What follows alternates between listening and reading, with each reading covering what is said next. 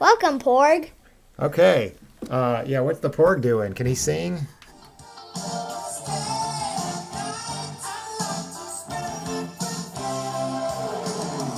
This is a video about these two old tape decks. Which one do you like better? I like the top one. Yeah, the top one is a Kenwood from about 1985. The bottom one is a Vector Research VCX-600 from 1979. They were both sort of rescued from the trash. One was $20, the other was free for me. They're both three-head decks. I could have never afforded a three-head deck back in when I was using cassettes, but these are, they've sort of past their prime, and I don't really have much to do with them because they're both kind of worn out. But we fixed them up. Yeah, let's fix them up and see what's wrong with them. All right, so this Vector Research one has a nice block diagram on the top, which is kind of cool. Look at the inside. That is packed. Look at all those wires. Circuit boards on top. Someday it might blow up. Well, it's not going to blow up. Doesn't look like it would be something you'd want to work on. Let's see what the problem is. Okay. Play.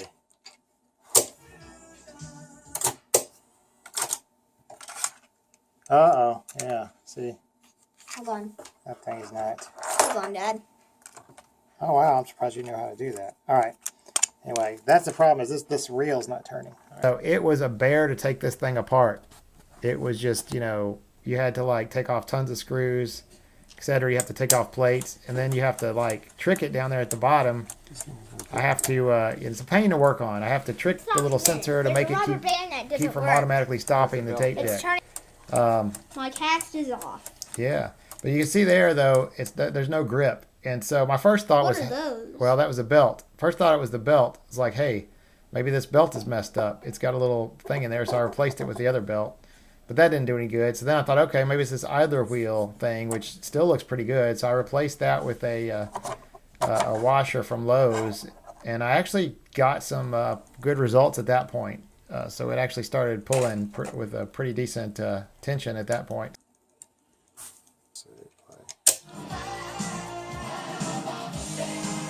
Now this thing is working. The speed's a little off, but also discovered this potentiometer, which seems to control the take-up reel speed. So there's some factor here, but here it is. It's working. Okay, one down, one to go. This one seems to work now. Let's move on to the Kenwood.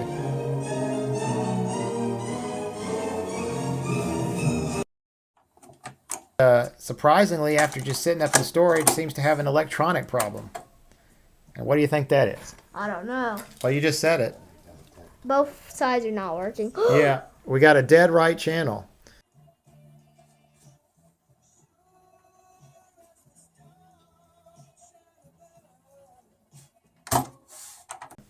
Inside the Kenwood, we find a much cleaner layout, a lot of less loose wires, and luckily there's a lot of duplicated circuits for left and right, and I can sort of feel this one out by kind of touching things, and I just don't need to touch over there near the power transformer, and I was able to. Yeah. Well, what's interesting, look, I can touch the playing a blank tape, so I don't get the muting. I get nothing from the right channel at all. I can get it from the left channel, and then I can also figure out where the audio signal is, and at various points I can sort of short across, duping off the channel, and I can actually get something back. So watch this. Now the goose is on the table, and the pudding made of fig, and the blue and silver. I must have had the magic touch, because the next day I turned this on and it was all fixed. It just worked. What happened, Dad? I don't know. It just sort of fixed itself.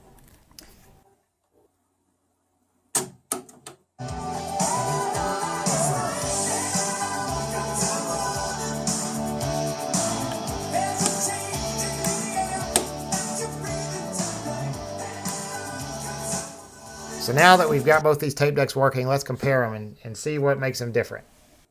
Let's compare them. Neither one does a great job of the controls. This thing has these weird switches, which are kind of like 3-position switches, easy to overshoot. It's got these flat things. The only real buttons are the pause and record, and it automatically records. So if you accidentally hit record, you're recording. There's no like hold down and record and play at the same time. It just records. Anyway, but if you look at this thing has real buttons. So you punch a button. This is almost like a jet fighter. It's got a million options. You just press all these buttons, I like the sensation of the buttons. You know, you get immediate feedback. They got lights by them. They're real buttons. Everything uses real buttons. So from a control standpoint, I'd say the winner is the Vector Research. Music search is very different on these two decks. I think it's probably because the Kenwood doesn't actually have the doesn't have the solenoids, or it doesn't keep the heads engaged during fast forward rewind, so it doesn't use traditional music search. It just sort of forwards or it forwards or rewinds in chunks of 100 counter units.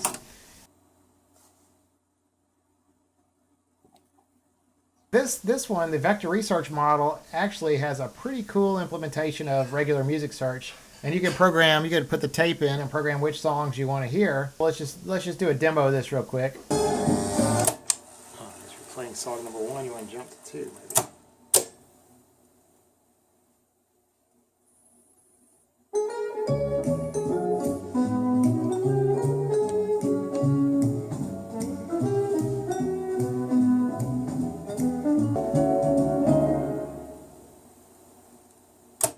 Yeah. After a little while, you get a little sleepy.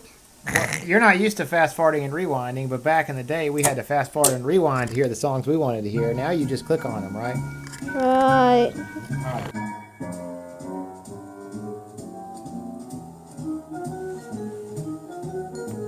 So in conclusion, the Vector Research model is, more of a high-end deck, but, who knows?